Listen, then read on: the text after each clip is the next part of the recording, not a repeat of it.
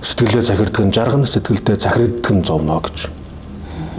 Тэгээ ямар тохиолдолд бид нар сэтгэлээ захирах юм бэ гэхлээр өөрөө бодож иж сэтгэлээ захирна шүү дээ. Гаднаас удирдах боломж байхгүй шүү дээ. Тэгэхээр яаж сэтгэлээ өөрөө захирах юм бэ гэхлээр өөрөө нэг юм бодох шүү дээ. Тэгээ юу бодох вэ гэдгийг эхлээд мэдэх шүү дээ. Мэдлэг дээр суурилдаг гэсэн үг. Тэгжээж бид нар өөрийн дотоод сэтгэлээ захирна, жолоод нь удирдна. Шинжлэх ухааны эрдэмтдийн судалгаагаар хүн өдөрт 50-60 мянган зүйлийг боддог гинэ. 50-60 мянган бодлуудын ихэнх нь сөрөг байдаг. Яа. Нөгөө талд судалгаагаар гарч иж байна. Negativity bias гэж сөрөг зүйлд хурдан автдаг. Жишээлбэл бид нэр хэн нэгэн хүнтэй ингээл уулзах үедээ ихэнхдээ нөгөөний таагүй зүйлийг олж амархан олж харддаг шүү дээ. Тэгээд явцын дунд энэ хүн чинь миний бодсон шиг биш юм байна.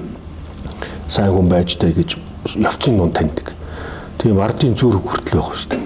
Хүлгийн сайныг унжээж мэднэ, хүний сайныг нөхөрлж ээж мэднэ гэж. Агтл гим алдааг нь болоо төрүүлээд харчдаг. Дурсамж гэхэд л сөрөг дурсамжууд хүнд их хурдан орж ирдэг. Бид нар сайхан зүйлийг бодоорой гэж гоё сайхан зүйлийг бодуулах гадахтал яаж иж байгаа л сөрөгдлийн бодлууд нь ороод ирдэг. Тэгэл тэрэндээ автаад байдаг. Энийг чинь бид нар бодж ээж засна гэсэн үг.